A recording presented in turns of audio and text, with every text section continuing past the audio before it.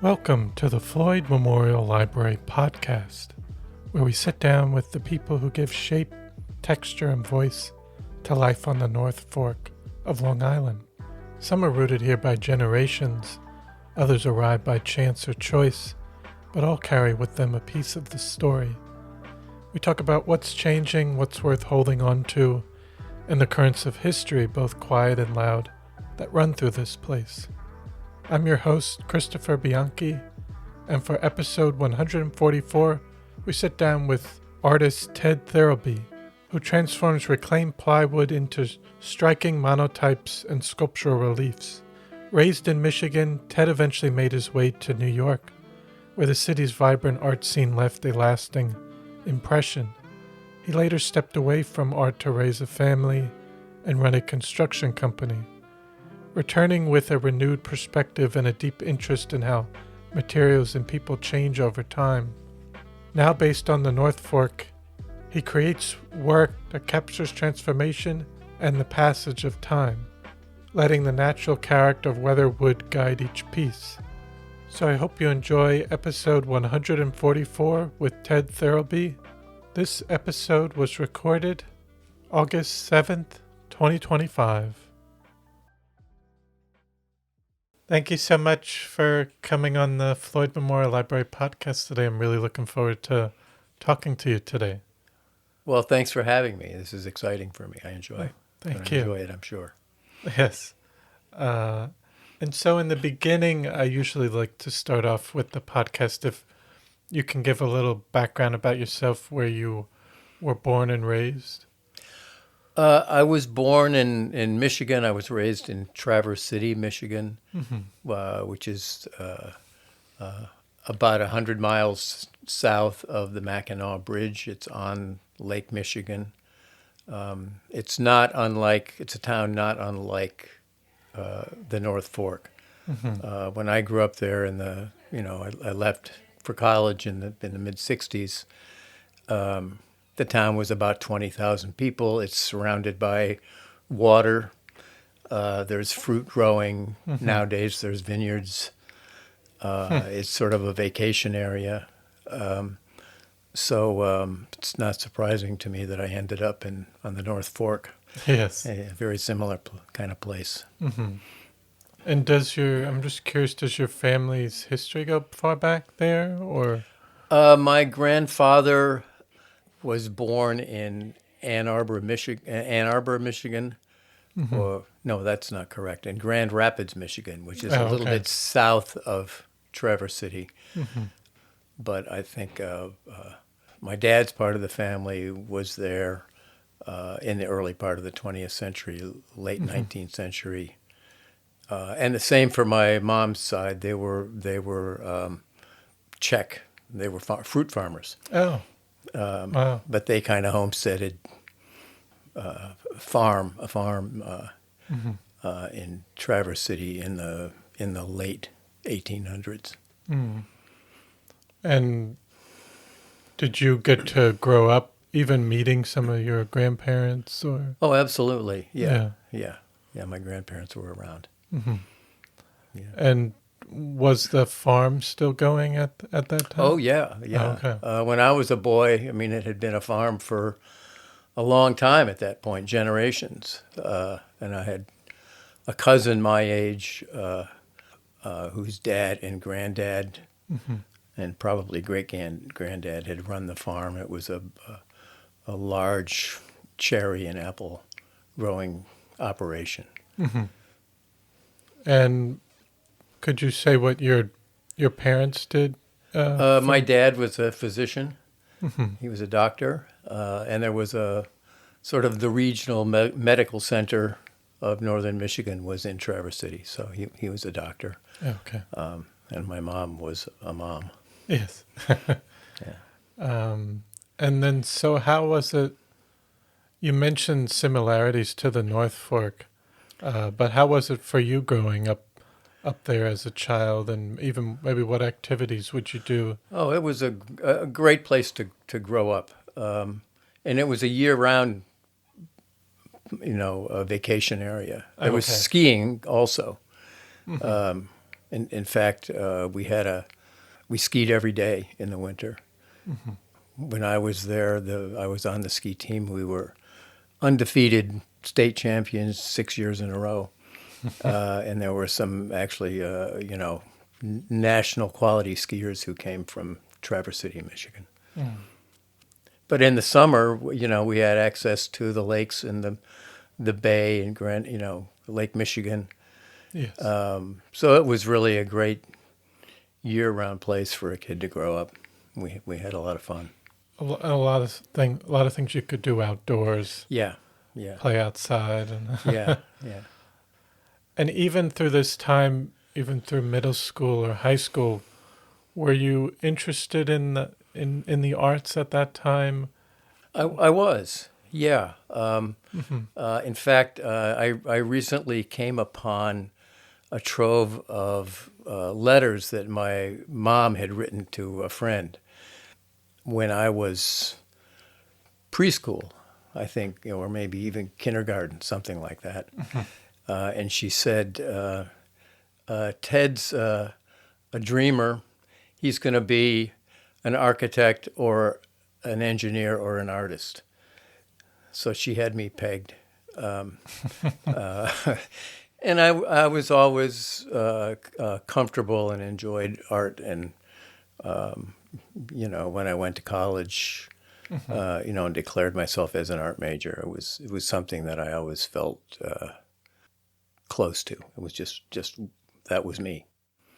And even coming out of high school, you knew you wanted to go into the arts of some kind. As much as anybody knows when they come out of high school. But yeah, that's what I went, and I think I got into the college I got into because of the art portfolio that I brought with me when I went for my college interview. And and where did you go for? I went to a place in St. Paul, Okay. Minnesota called McAllister, Okay. which was not an art. It had a very good art department. Hmm. It was primarily a political science school, but Hmm. it was a good private liberal arts college in St. Paul. And that was in studio arts or? Yeah, I was an art major. Oh, I okay. mean, it being a liberal arts school, there was more than just art. You had to meet a pretty wide ranging, Yeah. requirements, but there was a good art department there. Yeah. And what about even just coming out of there, graduating with your bachelor's? What were you thinking? I Uh, went to the University of Iowa to start a master's in painting, and I got through a year and a half. This was 1967, 68, mhm. and I got drafted. Mm. This was Vietnam. But I was extremely fortunate. I had some help from the local Friends Society, and I was able to get classified as a conscientious objector. And also at the time, I happened to be volunteering at a hotline crisis center. Mm. This was in Iowa City, Iowa, which is a university town. And the crisis center, when you're a conscientious objector, Mhm. you have to do an alternate service. Since you're not going into the army, if you're drafted, you do alternate service. Mhm. And so the crisis center hired me as an assistant in the crisis center to do, you know, cleaning the place up, keeping records, organizing, training. Mhm. It was actually a fantastic job. I learned a lot. Yes. I almost switched my focus and went into social work just because I enjoyed the community, being a community organizer and that kind of stuff. And so, unlike many of my my peers. You knew of some friends or peers that were getting drafted. Oh yeah, plenty. Mhm. Yeah, I mean those were rough years for my generation. Mhm. You know, a lot of guys came back in not great shape. Mhm. When did you decide to make your way over to New York? Well, when I finished my 2 years of alternate service, I decided not to go back to University of Iowa grad school, Mhm. and I was married at the time, and I'm married again now, but to somebody different. But we basically got in a car and drove east. I think in our hearts, you know, in my heart, I wanted to get to New York City because that's where the art world was. Mhm. But it took us a little time to work up the courage. We ended up in Madison, Connecticut, which is right across the Sound. Mhm. You know, literally probably 10 miles from where I live right now. Mhm. And we lived there for a year, and then moved into Manhattan.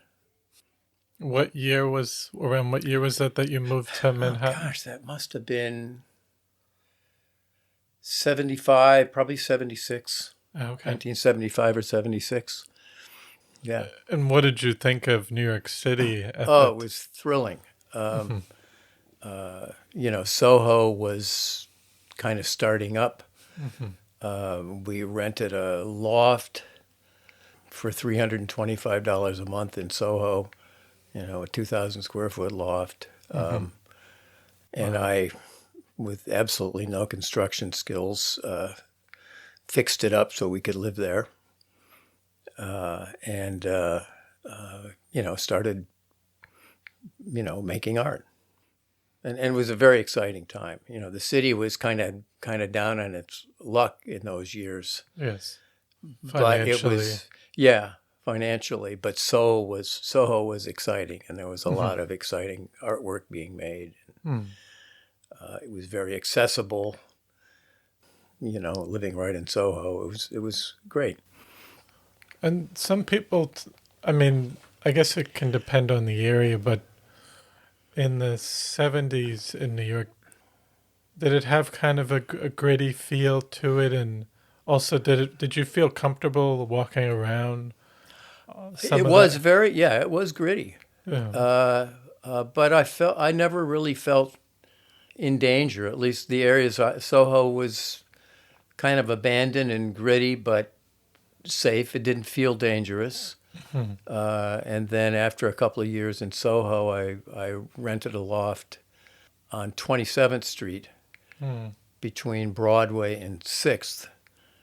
You know, it was a 12-story commercial building, and I was the only, you know, artist residing in the building. Everything else was commercial, and I was there not legally, residing not legally in that loft, which is what was being done in those days. And that area was also, you know, at night it was really quiet, Yeah. and it was an industrial area. It was gritty, not like it is now. Hmm. You know, now there's lots of huge apartment buildings and restaurants, and it wasn't there then. But it was you know, for a young guy, you know, I had a lot of room to work, Hmm. and you know, a lot of other artists living around like me in the area. It was exciting. Yes. And even what type of artwork were you working on at that time? Was it sculptural or? It was sort of hybrid. Oh, okay. You know, had been a painter, and but in order to make money to live, I started doing a little carpentry, Mm. very basic because I didn't have a lot of skills, but I started acquiring skills and working with some other people. And the first serious body of work I did in New York were sort of like painting stretchers, But rather than canvas, I started nailing wood lattice onto it. So they were sort of hybrid constructed paintings. And that's kind of the first thing that happened. Yeah. Yes.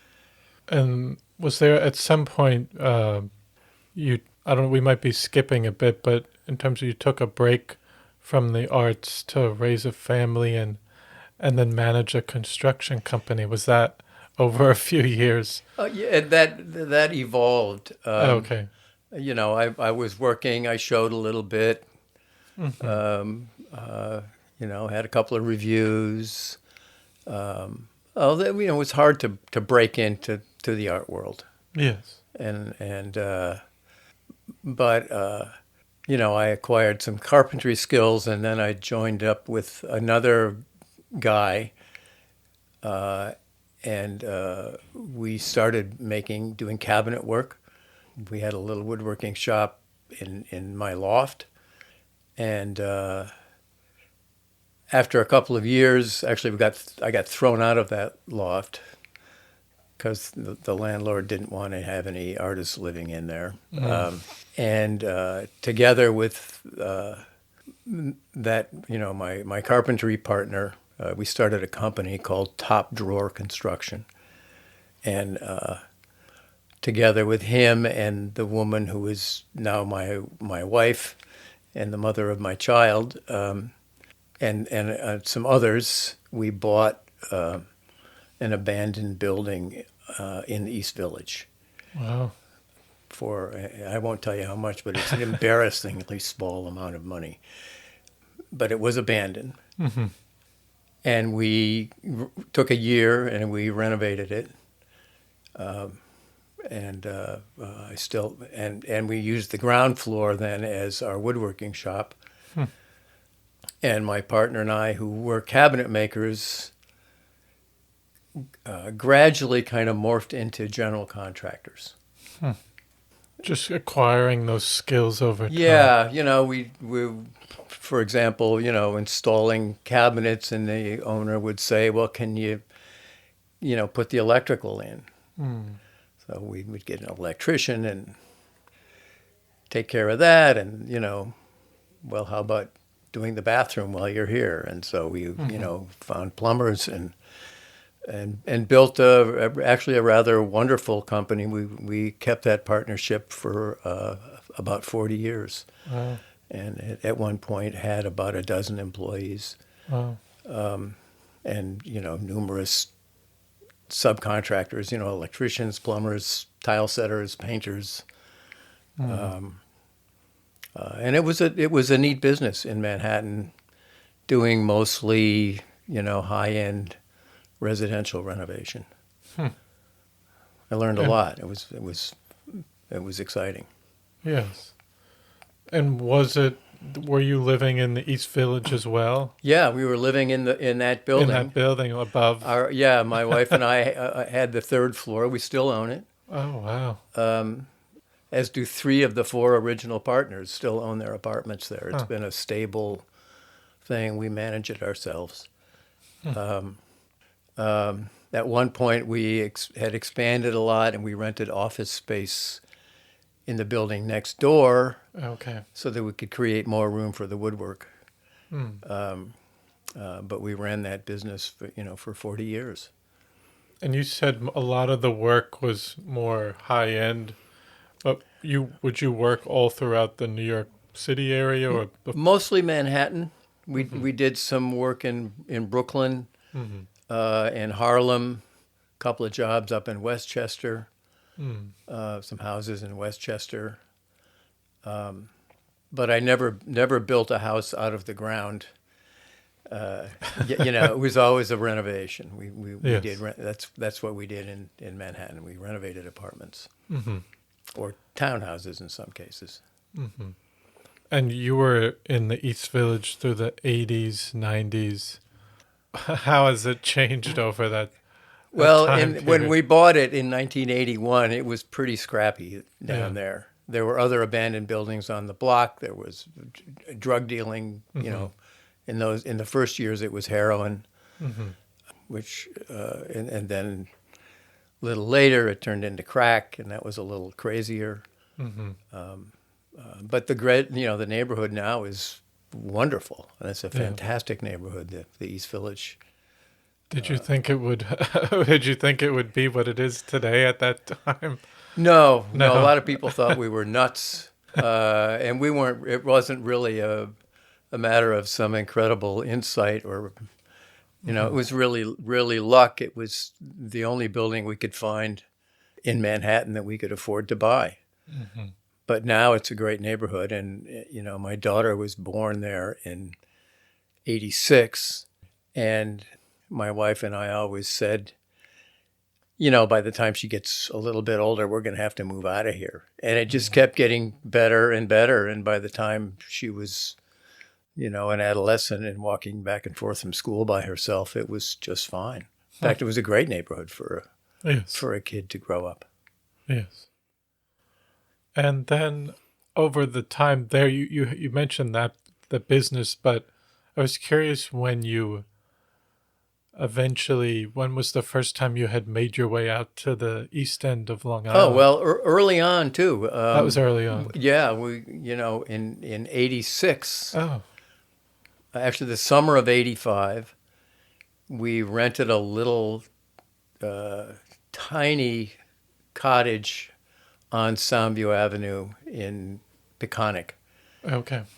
That looked out over the Sound. It was like a little auxiliary structure to a larger house, and we rented it summer of '85, Mm-hmm. and started shopping around and found a little cabin on Sound, in that area, and closed on it in the winter of '86. Mm-hmm. So we've been coming out here, and we were weekenders, but dedicated weekenders. We were out here a lot, and vacations and summers and holidays, stuff like that. We spent a lot of time here since the mid '80s.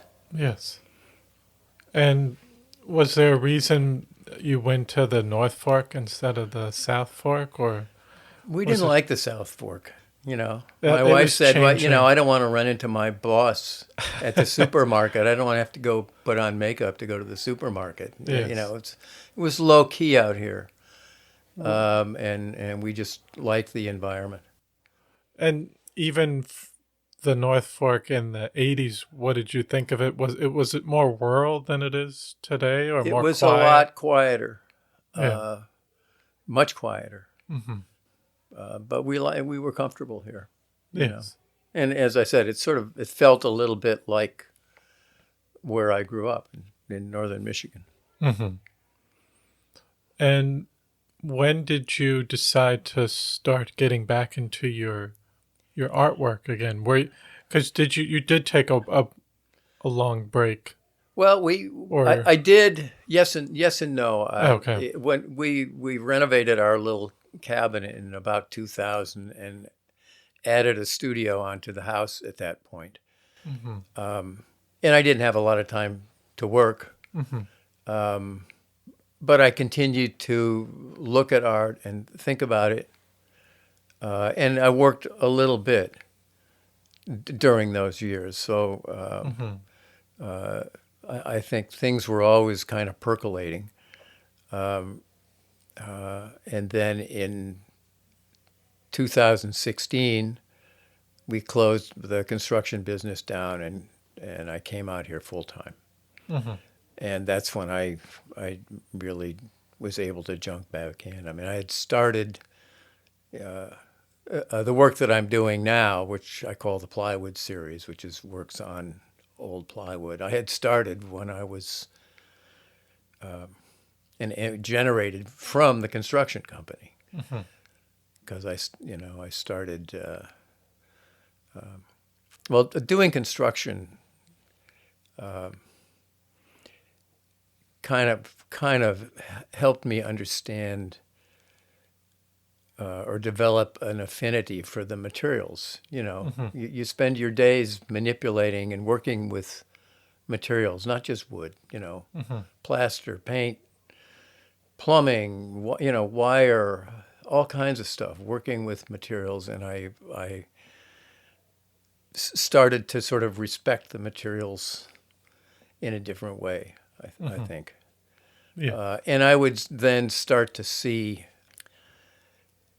stuff being thrown out, stuff leaving the job site, like broken sheets of plywood or a piece Hmm. of plywood that had cement mixed on it and it was being thrown out. And, I told my crew, well, put that in the truck and make it packed to the shop. Of course, they thought I was nuts. What is, that's going for the trash. But I brought that out to the studio and Hmm. started hanging those on the studio wall and looking at them. And just can you describe some of the process of working with the weathered plywood and how you decided what to preserve or even transform? Well, yeah, it's a complicated question or issue, and I should make a distinction between plywood and wood. Mm. They're not the same. Plywood, was a tree, but it was cut down and it was sliced into thin layers Hmm. and glued back together again and cut into squares and then taken someplace and had cement mixed on it or something, Hmm. used for some purpose and destroyed, or not. And so it's the material is kind of it's like a hybrid material. It's kind of at the nexus of our humans' collective interaction with the earth. Hmm. Or with the world that's manifested around us. So it's an interesting material to work with. Hmm. There's a lot in there, and I found that the pieces of plywood. I mean, I love painting. I love looking at paintings. Hmm. But if you take a piece of plywood that's had cement mixed on it and put it on the wall, it's beautiful. Hmm. So the process, and I backtrack a little bit. I when I was working back in the 80s and 90s, I was doing sculptures, but also mostly with construction materials, Hmm. like a broken ladder and interwoven into the ladder a human figure made out of metal studs. Hmm. You know, Yes.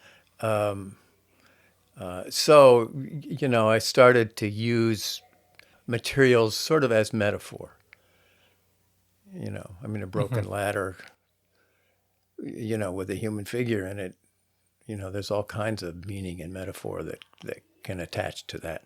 Yes. So I was doing sculptures that had kind of metaphorical references, but they were out of, mostly discarded construction materials. Hmm. There would almost always be some sort of an intervention, like a perfect glass disc or a globe, Hmm. something like that. But so the work on plywood kind of morphed out of that, and it's an interesting material because it is flat and you can hang it on the wall. Of course, they get kind of warped sometime, and that's good. But it kind of tickles the idea of what a painting is, Hmm. because of the physical shape of it. But it's not a painting, but it is a painting. Yes. So, Yeah. it's kind of in that area of metamorphosis or transformation, Hmm. from or alchemy from one thing into another. Mm. That's why I find it so fascinating to work with it. Just that, because you do like balance some of the control of the material, but then also letting the natural character guide you. Very much so. The process is to and sometimes it takes a long time, and sometimes it comes quickly. But put them up on the wall and just look at them and kind of see where the energy points are, Mm-hmm. and what you can do with it. And over the years, I've developed more and more things that I understand I can do with finishes and staining and color and ways to apply color and Mm-hmm. ways to cut it and, ways to drill holes in it or whatever. I Mm-hmm. mean, I'm a woodworker, so I can do a lot of things with it, and I've developed sort of a vocabulary of things that I can do. And that vocabulary is expanding all the time. Mm-hmm. Yes. And you've also talked about giving new life and respect to discarded materials. What does the sustainability and transformation mean to you in your art?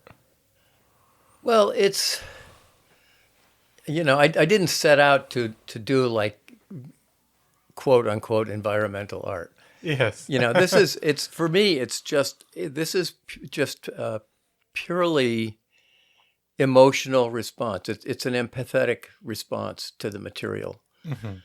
And it's kind of about recalibrating what my relationship is to the elemental world here. Mm-hmm. Am I man the creator? Am I manipulating this material, or did it come here to tell me something? Mm-hmm. And so I sort of feel like my job is more like listening Mm-hmm. and trying to. And somebody said to me recently, "Oh yeah, you put it on the wall and you bring it to life." And I say, "Well, sort of, but it's actually more I try not to kill it. Mm-hmm.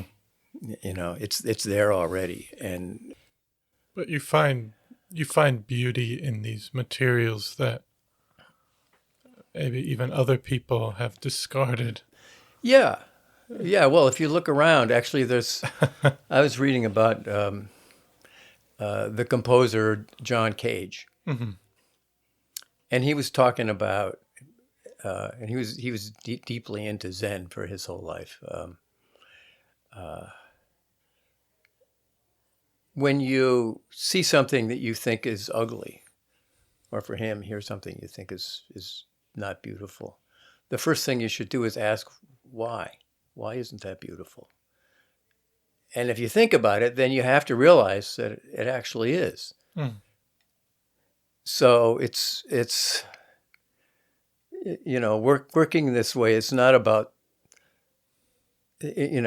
self-expression. It's about trying to. It's about self-alteration. That's what the phrase he used is.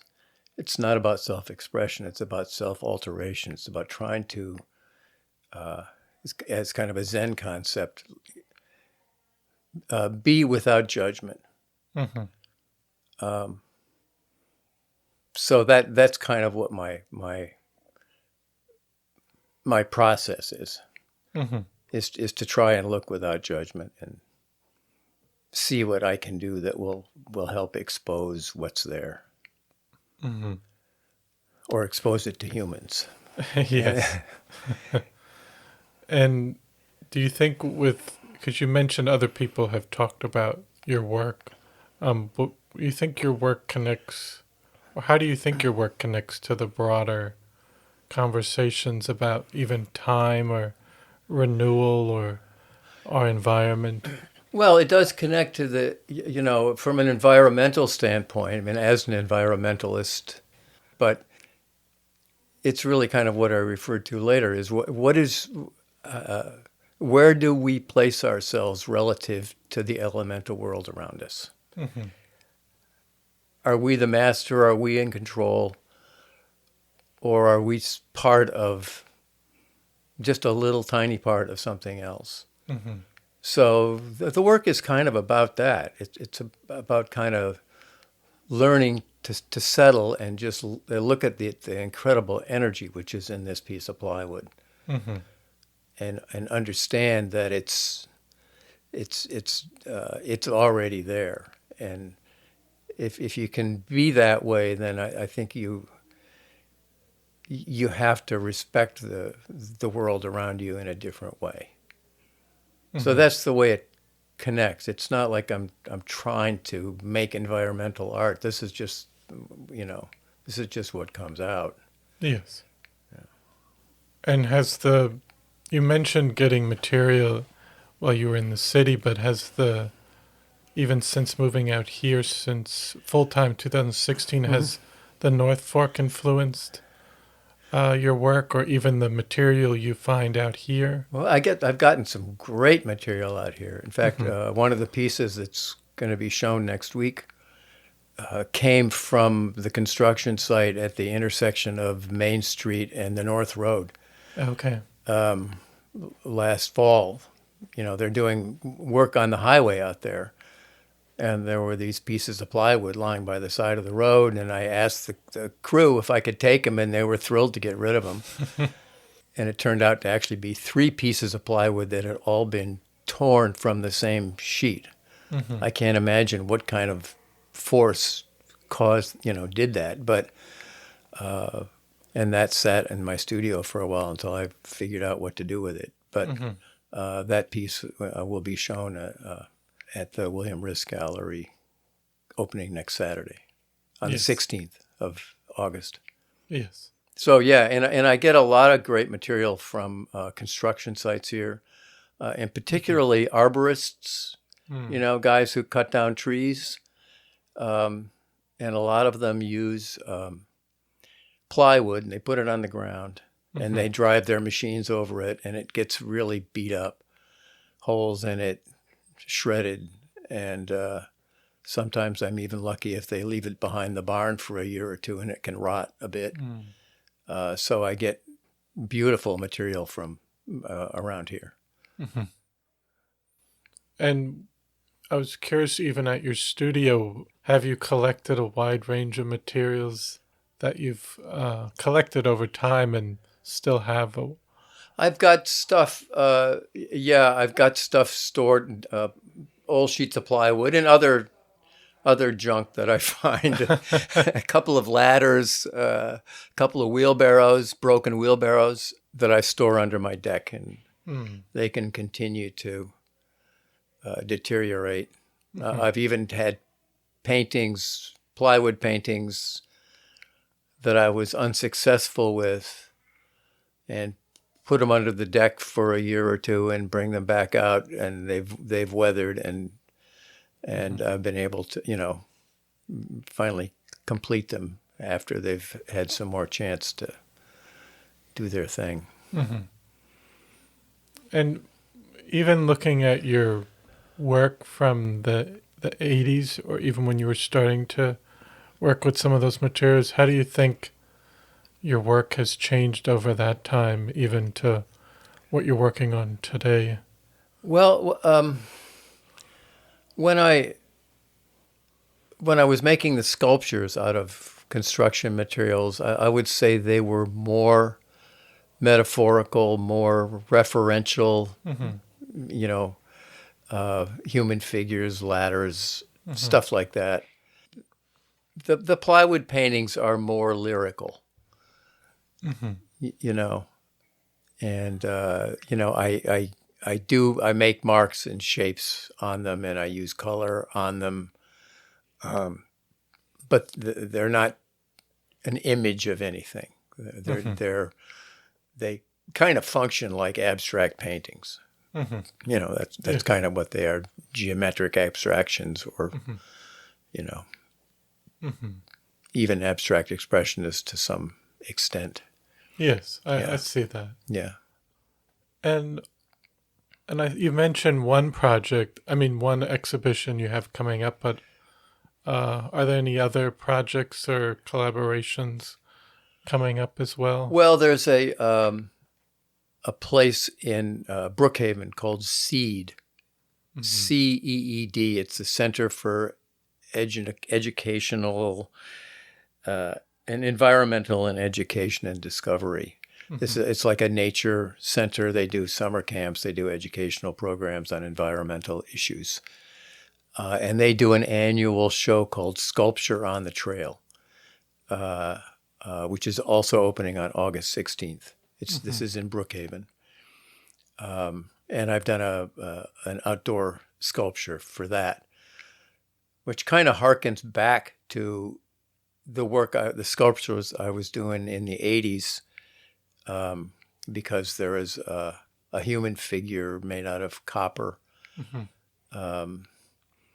and a circle, and another kind of embryonic figure made out of aluminum, and they're all scattered up into a bunch of trees. So that's sort of a metaphorical piece of sculpture, but that's one of about 20 sculptures in the show. And they also, and this is really neat, they pair each sculptor with a poet who writes a poem which is related to the sculpture. And really nice. In this case, I've had the incredible pleasure of having my daughter Olivia write the poem. Although she wrote the poem before I made the piece, and we didn't really talk about it, they pair perfectly. Yes. Yeah.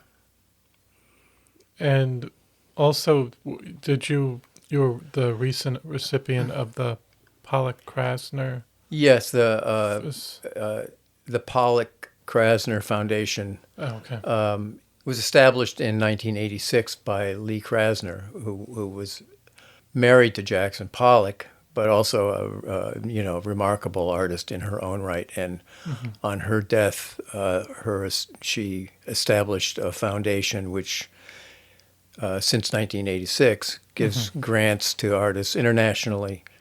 And I was, fortunate to be, to get one of those grants for 2025. Incredible support. And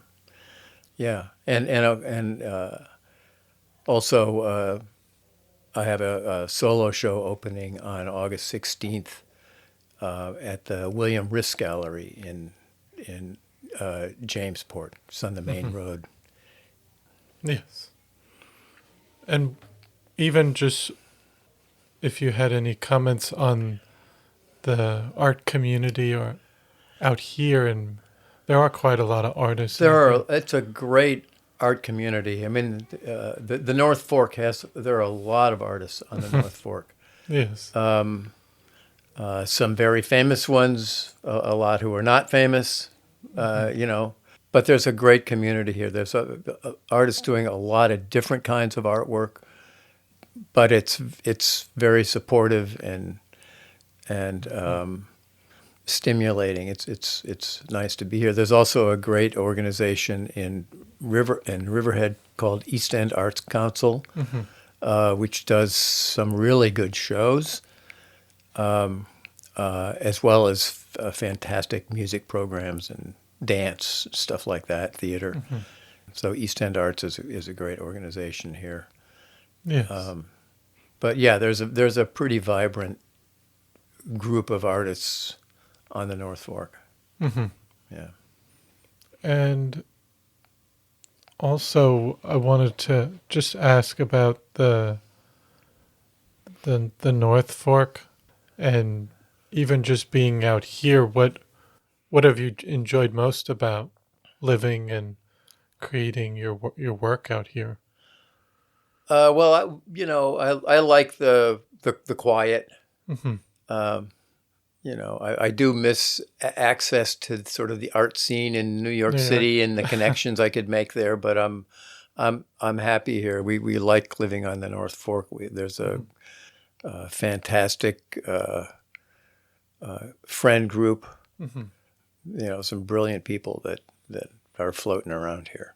Yes. And so we just like being here. We like this style of life. It's quiet. Yeah. And you mentioned earlier on that it has gotten busier, but there are a lot of changes going on, or issues dealing with housing and the environment. But what are your hopes for the future of the North Fork and its community? Well, I hope that I know that the town board is working hard now on zoning and infrastructure, Mm-hmm. stuff like that. Mm-hmm. Uh, it's a tough problem, but the housing problem is something they're trying to get a Mm-hmm. handle on. So I hope that the low key quality and the lack of chain stores. Mm-hmm. If you go to East Hampton, it's like walking down Fifth Avenue in Manhattan. It's the same. Yes. It's the same stores. Yeah, they're just put in little Yeah, yeah. buildings out And there. But the thing about I mean, this veers off away from the arts, but when you shop in those chain stores, or when you go down to Riverhead and shop at Costco, that money leaves the community. Like 75% of that money mm-hmm. leaves the community. When you shop locally, when you support local farmers, Mm-hmm. there are fantastic local farmers here. When you shop locally and patronize the local businesses, that money stays in the community, Yes. and I'm a big believer in that. No, that's important. And people have said, even in the 90s and early 2000s, you could still buy things at some of the local stores here, but now it's tougher, and I think they'll order things from Amazon or Yeah, Amazon is I mean, it's a wonderful thing, but it's ultimately, environmentally, all of that shipping, all of that cardboard, all of that fuel mm-hmm. that's burned, Mm-hmm. you know, and that money doesn't really come back to the community. Mm-hmm. Yes. Yeah. And also, I wanted to just get back to your artwork, and just looking at your career in the arts. What are your hopes for your art, and what do you want people to take away when they experience your work? Well, I just I'm just going to keep making the work. Mm-hmm. And of course, it's only, art is only complete when it's shown, when it's seen. So I want it to be seen. I'm very happy to have this show at William Risk Gallery, and Mary Cantone was wonderful to have offered me this show. I'm happy about that. Mm-hmm. What I want people to take from it, I think that the paintings and the monoprints also that I made, which are sort of sprung from the paintings in a way, carry a really beautiful energy with Mm-hmm. them. That material has dignity and strength, and I want people to feel that Mm-hmm. when they look at it. I want them to see what's there and kind of feel the power of it. Art has the ability to put us in touch with more profound levels of existence. Mm-hmm. In more profound levels of consciousness. Yes. That's sort of what the mission is. Yes. Definitely. It brings you to makes you think a little differently about things, and I think it's important today, and with our current environment, to have the arts, and makes us think a little bit differently, not to change it a bit, but even just the way we look at information today and absorb information. It's nice to sit back and absorb artwork in person in that way. Well, it's humanizing. Yeah. If you look at art and you understand what that material is Mm-hmm. communicating and what that artist was feeling and communicating, or maybe you understand something different than what the artist was trying to communicate. But in any case, if you are able to tap into those emotions and those perceptions, it widens your base. Yes. It widens your understanding of what's going on here. Mm-hmm. Definitely. Yeah. Was there any last minute thoughts or things you'd like to discuss that we haven't touched on? I think we kind of covered the things that we had hoped to. Yeah. So yeah, I think that's about it. Okay. No, Well, but thank you. This has been really enjoyable. Thank you. Yeah. I want to thank you so much for taking the time to come on the podcast and share your story and career and the beautiful artwork you're creating. Thank you so much for coming on. My pleasure. Well, I hope you enjoyed episode 144 with Ted Thirlby. I want to thank you for listening to the Floyd Memorial Library podcast, and we'll see you next time.